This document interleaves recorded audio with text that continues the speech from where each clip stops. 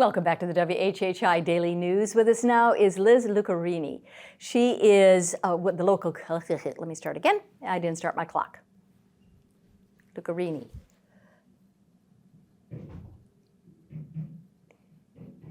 And welcome back to the WHHI Daily News. Liz Lucarini has joined us. She is the local outreach coordinator for the Lowcountry Community Church. Liz, it's great to have you with us on the program. Even though it's via Zoom, you've got a lot to celebrate with your food pantry. It's a mobile food pantry. Yes, ma'am. You actually began with it in September, so it's fairly new and it's been very successful. Yes, ma'am. It's been incredible to see just our church come right around it and a need being met in the community over these past few months.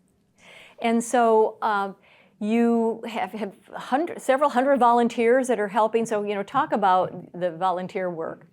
Absolutely. So we have just over 220 volunteers on our team. They spend upwards of 700 hours a month putting in behind the scenes work for our food pantry, whether it's checking expiration dates, sorting through donations, packaging up boxes, or actually being the hands getting them into people in our community. It's been really incredible. And some of those people have been on the recipient end of a food pantry at some point in their life. So they're seeing this come full circle. It's moms and dads who want to show their kids what it looks like to serve a community, or just different people coming together to serve. And so it's a mobile. So do you have one truck that travels around to different communities? Talk about the logistics of that. For sure. So we're based out of Lowcountry Community Church here in Bluffton, right across from Bluffton High School. But we have a trailer that we load up all of our food into. We pull it behind a truck, and then weeks like this past week, where we were also giving out fresh turkeys to go with our Thanksgiving meals, we get a refrigerated truck and we load up and just roll out our team to different locations that are easily accessible for those receiving food from the pantry. And then we'll set up shop at different spots in town, and everybody can come through. There's no requirements for it. It's just show up and be ready to receive. And then we load up and we head back to the church. Wow. Well, I see in my notes that you had over 500 Thanksgiving meal kits that you delivered. Yes. So we had people in our church pick up boxes. They filled it with all the things needed to make side dishes for Thanksgiving, and then we paired that with a turkey. So those who were receiving our holiday meal kits, they got the box filled with all the sides so they could cook a meal for their family, and then also a fresh turkey with that.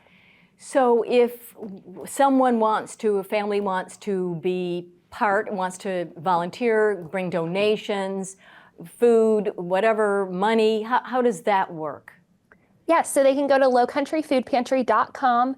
There they can sign up to volunteer with us. They can also see the list of needs that we have right now. And then if someone is in need of some food, if they want to be on the recipient end of those things, they can also see our distribution schedule there. Right now we're gearing up for our Christmas meal kits, which will be December 16th. We'll be in Hardeeville, partnering with the mayor's youth council and the city of Hardeeville Police Department. We'll give a free dinner that night, and then also meal kits out and a fresh ham. So Liz, when this idea came forward with Lowcountry Community Church, did you all have any idea that there was such need in the community and it would be so successful? Of course, we see the need, we hear the need. Between 1 in 5 and 1 in 6 individuals in the Lowcountry faces food insecurity. So the need is there, whether we're seeing it or not, but it's up to us to recognize that need, right, and to do something about it. So the mission of the food pantry is to serve one another. We want individuals on the receiving end of that to feel known, to see that they're cared for, to see there's people that are ready to rally around them.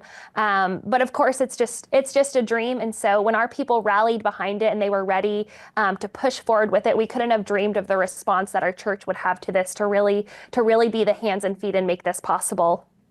Well, and you have multiple distributions in both Bluffton, Ridgeland, and also Hardeeville, right? Yes, ma'am. Yes, ma'am. We're serving the greater Beaufort County area as well as Hardeeville and Ridgeland. And then we're mobile, so we can go where the need is. When the hurricanes came through just a few months ago, we were able to set up shop right in the middle of some communities that were really, really impacted by those. But then we can also do it here right in our own backyard. Very good. So we have the website on the screen, so if you would like to help, just check it out. Go to the website. Thank you, Liz, for being with us. Thank you for your service to our community, and we want to thank all the volunteers. Happy holidays to you. Thanks so much. And coming up after the break, we'll talk with State Senator Margie Bright Matthews. She'll give us an update on the legislative agenda for 2025. Don't go away.